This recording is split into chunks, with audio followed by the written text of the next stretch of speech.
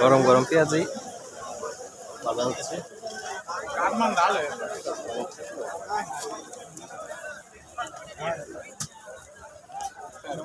এখানে হচ্ছে যারা দূর দূরান্ত থেকে মালার মধ্যে এসেছে তারা এখানে খাবার খাচ্ছে। হোটেলের ব্যবস্থা করা হচ্ছে, খাবারের ব্যবস্থা, তাহলে আপনারা এখানে খেতে পারবেন। আর এই মেলাটা কিন্তু বছরে একবারই হয়, জানুয়ারি মাসে 14 তারিখ। প্রতি বছর থাকলে 15 তারিখ।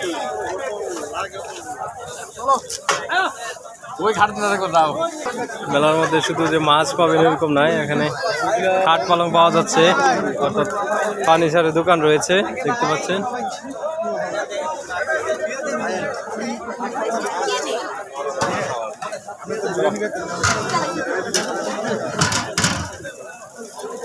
মাছ কিনলেন নাকি?